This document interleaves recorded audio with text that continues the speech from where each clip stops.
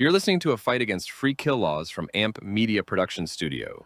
Welcome to the Fight Against Free Kill Laws with Ed Salazar, where we give a voice to those who have suffered firsthand from medical malpractice. In Florida, families devastated by medical negligence are left without justice because of a law many don't even know exists. Florida's free kill law prevents families from holding doctors accountable. These are real stories with real loss and no justice. Contact Ed at 561-239-2417 or visit afreekill.com. Today we uncover the truth, share real stories, and demand change. Good day, and thank you again for joining us in our podcast in our effort to abolish the Florida free kill laws. We continue to maintain fantastic momentum. We're getting input from all over the state of Florida. People are becoming active. People are voicing their concerns, and their opinions are being made known to their delegates. The next delegation meeting that we're going to have in South Florida is going to be December 15th at the Miami-Dade campus. And I can have all that information and data for anyone listening who thinks that they might like to attend. You can reach out to me. Our guest today, Miss Veronica Morrison. She has a story. Excuse me. She has a story to tell. We're going to focus on the life of her sister, Master Sergeant Teresa Brown. Can we bring in Veronica, please? Hey, Veronica. Hi.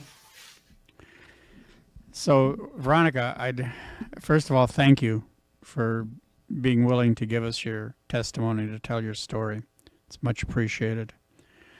Tell us a little bit about your sister, your relationship together. What was your childhood like? Okay. Well, we were raised by my mom, a single family home. Both of our dads, which were separate, left the home.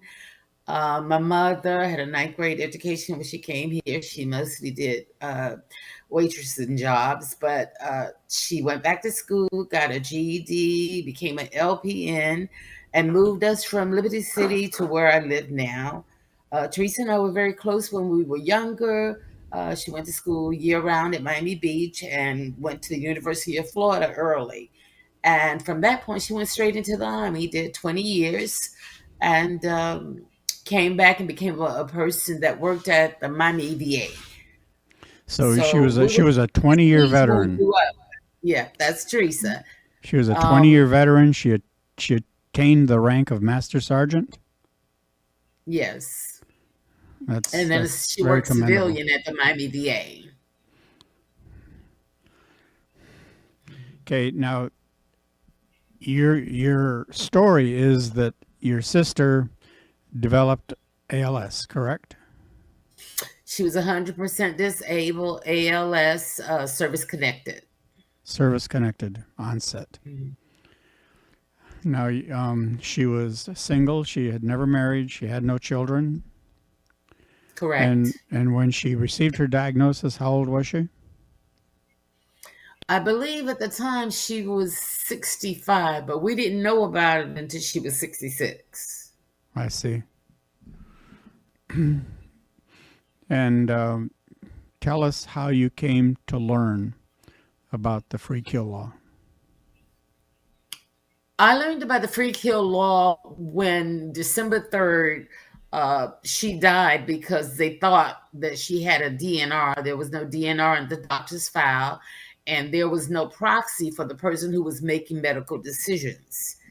I called a few lawyers. I'm sorry, Veronica. Why did she go to the hospital in the first place? Okay, she couldn't breathe. She was having difficulty breathing.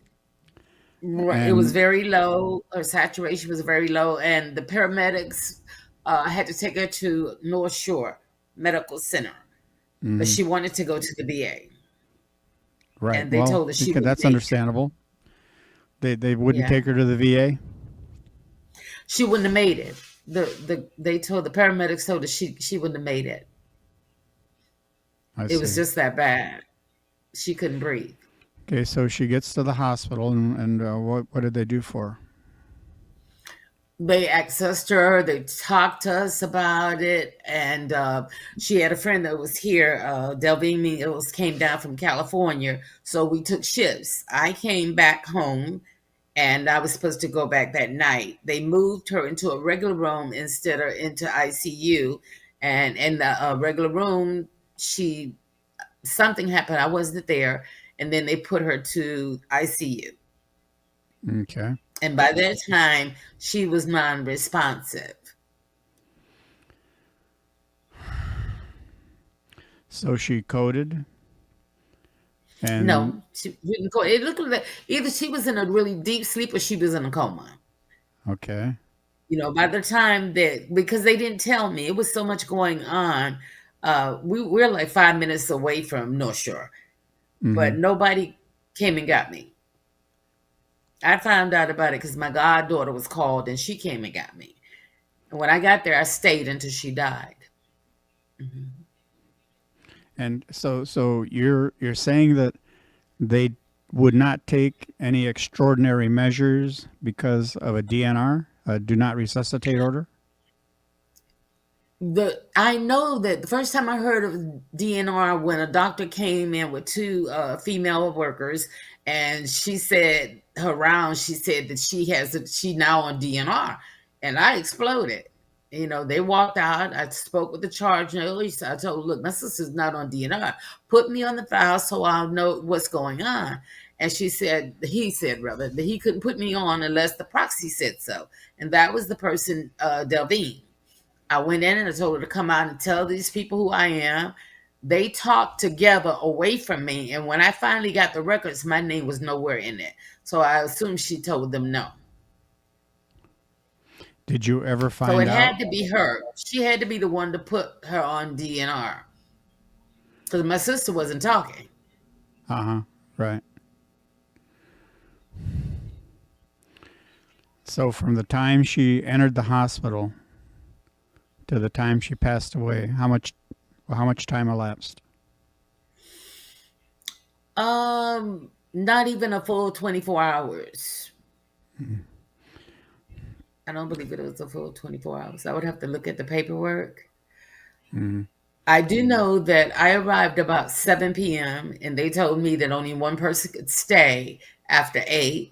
And I told them that I was going to do for my sister what I did for my mother. And that means I'm going to stay until she passes. So they had to leave, and it was just my sister and I. Mm-hmm. So is your and I'm feeling... a Christian, so my purpose for being there was the rite of passage. Pray, get your heart right, yada. And that's what I did. So and she died, I believe it was about 11 something. So we had about 3.5 hours together. But you feel that more should have been done for her? Well, during the course of praying, God woke her up. She looked confused, like she didn't know what she was. And she kind of frowned a little bit. So I said, are you in pain? She shook her head, yes. And I called the nurse. I said, my sister's out of the coma. I said, she's in pain. And the nurse came in, gave her a shot. By the time the nurse got back to the desk, she went into cardiac arrest. And I'm telling them, come help do something. And the lady just sat at the desk. They would do nothing. They gave her a shot for pain? Yes. And she had no ventilatory support. She wasn't on CPAP or anything like that. They assumed that she had a DNR. So they felt they were right doing nothing, but the DNR wasn't from the doctor's order, and they have no notes showing who gave the DNR. In fact, there was a preliminary doctor who examined her about 3:00 that day, and he stated she's not DNR yet. So who did it? Between 3 p.m. and 8 p.m., who put her as a DNR? It wasn't her. She was asleep. And you've never been able to establish that? Well, I was there when all of that happened, and I have the medical records, so I can establish that she was never put on a DNR by a doctor. And at 3 o'clock, when she was saw by the preliminary doctor, she wasn't on a DNR. She The did only not thing she have. She ever did told not have. anybody was that she didn't want to be trached. Understood. She did. She did not have a designated healthcare surrogate. No. So, as far as you But that is know, the way the girl presented herself. I see. That's what she told them. All right. Now, when you sought to try to find some legal recourse, did you try to talk to some lawyers about this? I tried to talk to a lot of lawyers, including my prepaid legal. They didn't know anything about that law, but several lawyers told me about the free kill law. Teresa was 66. She wasn't married, and she had no children. So Okay, she so fell in there that category. because of the construction of this statute, there was nothing that legally could be done. Nothing we could do. Well, it's very, very apparent to me, Veronica, in your writings, in those flyers you've done, the passion that you have developed, to try to rectify this. Can you just read these off to me? What are these different flyers, and what are they about? The final flyer is me saying shame on you, and the aftermath of the Florida free kill is because of all of the legal stuff that I've had to go through and the things that I found out that the Army did, that the VA did, and what they were doing. The ALS tribute for family and friends was something I did for my sister's honor. This one here is why I don't want to go to the hospital, because I fall as a Florida free kill. I don't trust them. And the people that are in there are people that I admire, or either one that was actually the president at the time I made it or something. But it's just speaking for people who fought for justice, for what they believed in and what was right. And I'm saying I refuse to be a Florida free kill. You don't have the right. We should have a say so. No, listen. All of us that are involved in this, our hearts are with you. We're of the same heart, and with the help of people like you, and people like you all over the state of Florida, we are going to get something done. I believe with all my heart that this year, there's no government, no governor's veto is going to overturn it this time. Have you had any discussions with any of your state representatives, or? The person that I'm dealing with right now is Congresswoman Frederica Wilson, and everything that I've sent her, I've CC'd Benjamin Crump. We worked on a project together. I haven't heard anything from him, and she has not been any help at all. You've got 12 congressionals concerning corruption and illegal misappropriation of government funds and all kind of crazy stuff, and you're doing nothing. I feel like I'm up against a whole bunch of Goliaths, and I'm a David, and the only thing I have is my faith. So that's where I am on it. I have a pastor that used to go to a church, and she used to say, "Stick a fork in me, I'm done." And that's who I am. God is not marked, that which a man soweth he reap. It's reaping time. If they want to keep the law in, then let the law apply to you. Once you suffer from it, then you'll do something about it. Well, that may sound that's very cool, unlikely but that's to the way happen. I feel. Yeah. Well, you know how many times a bill passes to this point, but it doesn't pass to that. It's all about money. Healthcare is not about health and wellness. It's about ching-ching. People are greedy, they're selfish, and they're heartless. There. Unless it's them. I've been told that on the day before Governor DeSantis issued the veto of the bill to end these laws last year, that he didn't meet with family members. He didn't meet with representatives of the Florida Medical Right Association. Instead, he met with lobbyists. So that pretty much tells you everything, right? Yeah. Most of the politicians and official people that I've dealt with have made their position about them and not about the people they're supposed to serve. Well, I invite you. I invite you to join me. Do you have any plans for December 15th? I'm elderly disabled. If it's a driving situation and it's a distance, I might not be able to do it, but I could be there depending on where it is. Well, we'll work on that together. But Okay. the next Florida delegation meeting for South Florida, for Dade County, is going to be December 15th at the Padron Miami-Dade campus, Miami-Dade College campus. Oh, So, okay. That's here. yep, Yeah, it's not too far I from can do you. that. That's the day before my birthday. Oh, really? Okay, well, Yeah, hopefully we'll have something to celebrate then. Okay, would be nice. is there anything else you'd like us to know about your sister? I can say this, a lot of times when somebody is ill and they're sick, you don't get the opportunity to mend fences. You don't. Uh, we grew apart. We were apart. We were like oil and water, day and night. But those 3.5 hours that we had together, I had to walk her through our life so that she wouldn't have any unforgiveness in her heart. There would be nothing that would keep her from going to heaven, because I believe in heaven and hell. And one of the things I know is that we suffer so much down here. Who wants to be eternally damned? So that was my priority. Satan, you can't have my sister. Everything that occurred after that has been hellacious for me. But I'm the matriarch of my mother's womb. I'm the last of the Mohegans. If I don't fight, nobody will.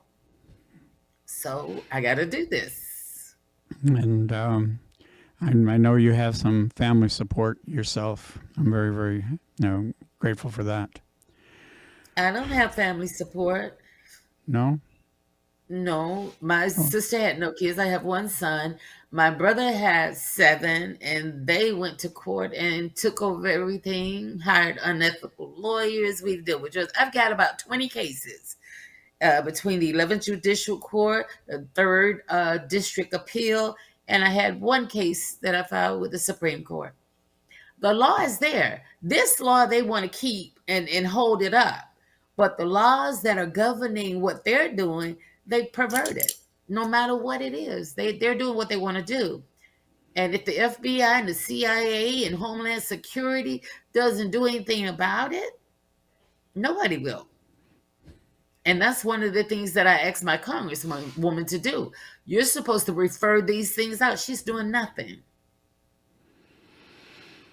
Absolutely nothing. well, I'll tell you what. If you can copy me on any correspondence that you've sent out, then Oh, I you don't will. want that. I would send out a lot of stuff. Are you talking about the stuff that Well, I it's sent to her? things that you've sent to the representatives, the state Oh, representative. okay, yeah. You I can send do me that. that, and we'll double down on it. And I'm sure we can find some other people in our effort to join with us on that. In some, Thank you for the opportunity. I wanted to get the word out, and this is the first time that I've ever been able to tell more than one or two persons at one time. So I appreciate your kindness, and it's thank you it's for what you're doing. And I'm sorry for your loss and that you're going through this as well. well, there are too many of us, Veronica. There are too many of us in Florida, and as I said before, I am totally confident that we are going to get something very, very positive done this year. And Is there ever a time that you all have scheduled for us all to get together, well, here's your to chance to comfort talk. and Here's your console chance to one talk about another? that. Yeah, let's do that. That's we something we I want have to do. the lady Melody McDonald that started the Florida Medical Rights Association. She's an amazing woman. Yeah, I Lauren know she just Koroyenko. recently retired. Well, Lauren Koryenko, who took over Uh-huh. for her, is also a fierce warrior. From what I've been able to gather, and the people that I've talked to all around the state of Florida, Tampa, Melbourne, Tallahassee, Jacksonville, here South Florida, all over the state, we have some very, very dedicated and committed people. We have people that are not going to take the loss of their loved one lying down with no justice, with no recourse. So my hope is that this platform can help in uniting us and focusing our efforts in a common direction, to get something done. And I invite you to stay involved. I invite you to continue to be a part of it. The social media pages for the Florida Medical Rights Association invite people to get involved in that. I recently sent a plea out to all my friends on Facebook. I said, even if you don't live in the state of Florida, if you know somebody who lives in the state of Florida, you tell them about this. Yeah. Ask them to support House Bill 6003. Anybody that has any interest at all in our cause, they simply need to Google it, do a search, and they can learn what it's all about. They can follow the progress. They can see how it's going and what direction it's going in. And our numbers will grow. It's my personal feeling is that it's extremely difficult for us to fight the money, the lobbyists, the people who have an interest in this law staying on the books, the hospital associations, the medical associations. It's all about money. I think that we need to make the tourists aware of the fact that if you come to Florida, the Sunshine State, you could be eclipsed because this law don't just apply to us. It applies to everybody that comes here. Affect their Well, money. have you seen the billboard that Travis put up? Travis No. Barrett? Well, I'll be sure you see that. Okay. Is there, Jay, can you, there it is. I told you she was amazing. Welcome to the free kill state of Florida. Well, this is a play on what Governor DeSantis always talks about. He represents the free state of Florida. Well, Okay. Travis just went ahead and put the free kill state of Florida. And this billboard is up right now on I-95 on a southbound lane, just as you cross from Georgia into Florida. Wow. Now, how about if we can get enough people together, we can, pull some resources together so that we can start putting these billboards up all over the state. Do you think it'll make it a little more difficult for the elected officials to ignore this? I think that anything that we can do to get the word out that this law exists would be good. But I think the better thing is for them to be in our shoes. So I'm asking God to avenge me and my family from all of it. Because vengeance is his. And he's not mocked. What you sow, you're going to reap. So I want them to reap it. It's simple. That's the only thing to me that's going to change it. When you know how it feels. When you suffer the same thing. The loss. Why do we have to go through this? We're already bereaved. But then you got all of this ugly stuff that's pressing our hearts. And it doesn't let go.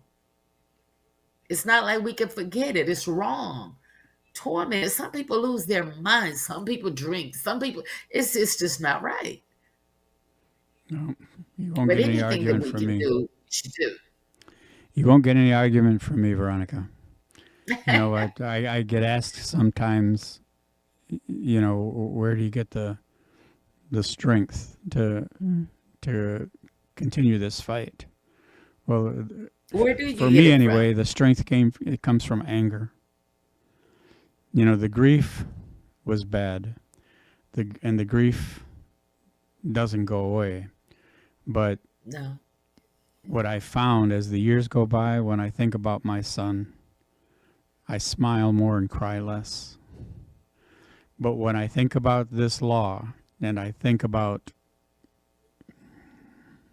all the people that have been affected by it, then it's the anger that comes up inside me, and that's where the strength comes from. And that's just me.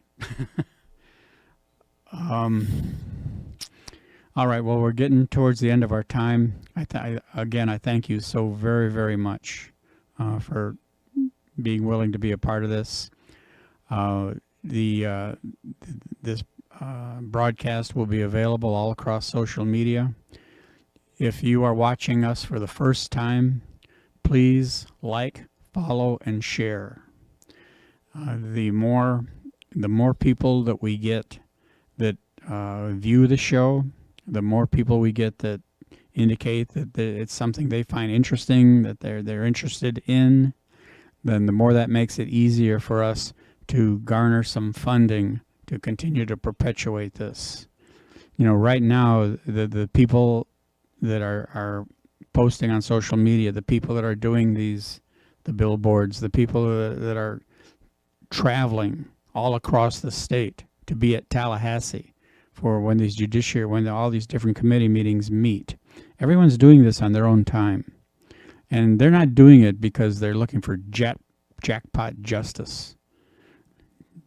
We know that the time is long past that there will be any opportunity for any kind of financial recovery for the loss of our loved ones. That's not why we're doing this. We're doing this because this law is wrong. And people know in their hearts that it's wrong.